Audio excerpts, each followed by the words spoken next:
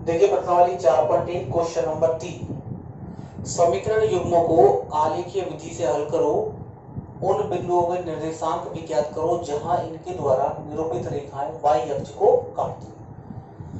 तो सबसे पहले देखिए हमें दो समीकरण दिए गए हैं और हमें इनको आलेखीय विधि से हल करना है।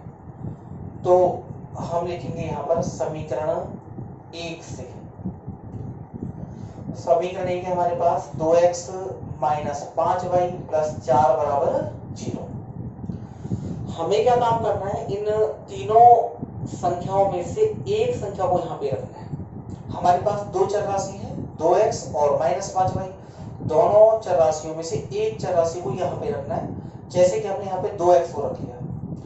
जब हम यहाँ पे 2x को रखेंगे बराबर का चिन्ह लगाएंगे और बराबर से इस साइड में माइनस 5y का पक्षांतरण करेंगे और माइनस का 5y किसका हो जाएगा, प्लस का 5y। इसी प्रकार यदि हम प्लस 4 का पक्षांतरण करेंगे तो प्लस का 4 किसका 4 हो जाएगा, माइनस का 4। तो देखिए हमने क्या किया, 2x को LHS में रखा और इन दोनों संख्याओं का हमने पक्षांतरण RHS में कर दिया।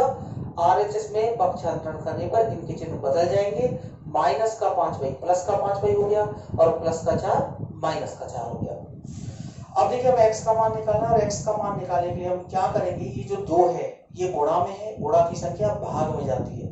तो हमें क्या काम करना है, 5y के बटे में 2 को लिखना है और 4 के बटे में भी 2 को लिखना है, क्योंकि गुणा वाली संख्या भाग में चली जाती है। इसके बाद x इक्वल टू हो जाएगा 5y बटे में 2 और माइनस 2 से 4 को काटेंगे, कितनी बार जाएगा, 2 दूनी 4। तो हमारे पास समीकरण आ गया x बराबर 5y बटा 2 माइनस का 2। अब हम एक सारणी बनाएंगे और इस सारणी में आपको कम से कम दो मान लिखने हैं। एक मान आपका x का होगा और एक मान आपका y का होगा। तो देखिए यहां पर हम क्या करेंगे, y का मान रखेंगे। y के स्थान पे आपको सबसे पहले क्या लिखना है, 0।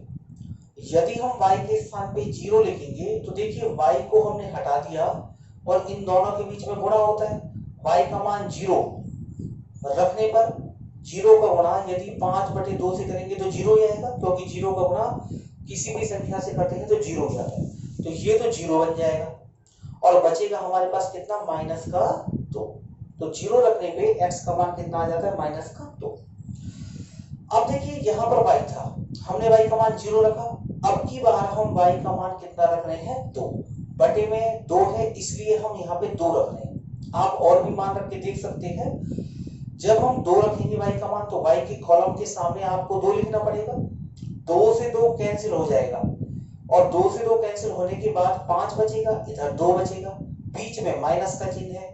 तो 5 में से यदि हम 2 को घटाएंगे तो हमारे पास कितना बचेगा, 3। तो इस प्रकार से हमने ये दो मान निकाल लिए। अब हम समीकरण 2 से करेंगे और समीकरण 2 से करने के लिए भी हमें इसी प्रकार करना होगा। 2x प्लस वाई बराबर माइनस का 8, 2x प्लस वाई माइनस 8 बराबर 0। इसमें हम क्या काम करेंगे, इसमें हम y को LHS में रखेंगे और RHS में हम 2x और 8 को ले जाएंगे। जब हम 8 को RHS में ले जाएंगे तो 8 माइनस का है, ये प्लस में हो जाएगा और 2x प्लस का है, ये किस में हो जाएगा, माइनस में। तो देखिए y को हमने LHS में रखा और 2x और माइनस 8 का हमने पक्षांतरण किया, इन दोनों के चिन्ह बदल गए। अब यहाँ पर फिर से हम एक सारणी बनाते हैं और इस सारणी में भी हम दो मान निकालेंगे, x और y। तो देखिए यहाँ पर हमें x का मान रखना है। x की जगह पे मान लीजिए कि हमने क्या रख दिया, 0। हमने अभी यहाँ पर पढ़ा था कि यदि हम x का मान 0 रखेंगे और 0 का गुणा, इन दोनों के बीच में कौन सा चिन्ह होता है, गुणा का। देखिए y बराबर 8 माइनस 2, इनके बीच में गुणा का चिन्ह होता है।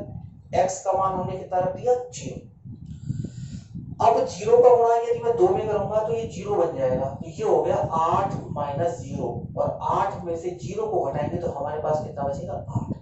तो हमने x का मान 0 रखा था और y का मान हमारा कितना आ गया, 8। इसी प्रकार यदि हम 0 के स्थान पे अब की बार हम कितना रख रहे हैं, 1। x का मान हमने कितना रखा, 1। तो x के सामने 1 लिख दीजिए।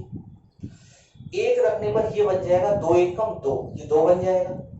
और इधर 8 है, 8 में से 2 गया तो हमारे पास कितना बचेगा 6। तो इस प्रकार से हमने दोनों समीकरणों से दो दो मान निकाल लिए। दो सारणी आ गई, ये पहले समीकरण से हमने प्राप्त की है और ये हमने दूसरे समीकरण से प्राप्त की है। अब हम अपना ग्राफ बनाते हैं और ग्राफ के लिए आपको एक एक्स अक्ष बनाना है और एक आपको वाई अक्ष बनाना है। तो देखिए ये तो हो गया हमारे पास एक्स अक्ष और ये जो ऊर्ध्वाधर होता है ये आपका वाई अक्ष होगा। अब आपको क्या काम करना है, एक्स अक्ष यहाँ पर मूल बिंदु होते हैं 0 0, एक्स का अधिकतम मान आपका कितना है 3, तो आपको यहाँ पे लिखना है 1 2 3। पैमाना आपका होगा एक्स अक्ष पर पैमाना ये होगा आपका 1 सेंटीमीटर बराबर 1 और वाई अक्ष पर पैमाना ये भी आपका 1 सेंटीमीटर बराबर कितना होगा 1। तो देखिए इधर x के प्लस के मान होंगे, इधर माइनस के होंगे, माइनस का 1 और माइनस का 2, क्योंकि आपका माइनस में अधिकतम मान 2 ही है। इसके बाद हम y के मान देखेंगे। y के मान आपको कहां तक लिखने, 8 तक। 1 2 3 4 5 6 7 और 8 इस प्रकार से आपको मान अंकित करने हैं। मान अंकित करने के बाद देखिए ये तो x डैश हो गया x अक्ष और ये y और y डैश हो गया y अक्ष। अब यहाँ पर आपको सबसे पहले x का मान माइनस का 2 और y का मान 0 मिला है। तो x का मान माइनस का 2 देखिए यहाँ पर मिलेगा आपको x का मान -2 और -2 को आप से 0 से मिलाएंगे तो 0 की सीध यहाँ पर से देखेंगे हम, यहाँ पर 0 की सीध यही आएगी, तो ये हमारा हो गया -2 और 0। अब हम बात करेंगे 3 और 2 की। x का मान 3 है, यहाँ x का मान 3 है और 3 से हमको 2 तक जाना है और 3 से जब 2 तक जाएंगे तो हमारे पास यहाँ पे आएगा। इन दोनों को हम पैमाने से मिलाएंगे और पैमाने से जब मिलाएंगे तो ये बिल्कुल सीधी रेखा आएगी इस प्रकार से और यहाँ पर आप अपना पहला समीकरण लिख दोगे। इसके बाद सारणी दूसरी की बात करेंगे। दूसरी सारणी में x का मान 0 है और x का मान 0 यहाँ पर होता है, जहां पर दोनों अक्ष क्रॉस करते हैं। 0 से आपको y का मान 8 लेना है, y का मान यहां से लेके 8 तक हम चलेंगे तो यहां पर आपका आ जाएगा। इसके बाद हम दूसरा मान देखते हैं 1 से 6, x का मान 1 और y का मान 6, ये यहां पर आएगा और इन दोनों को भी हम इसी प्रकार से मिला देंगे। ये हमारी बिल्कुल सीधी रेखा इस प्रकार से आएगी।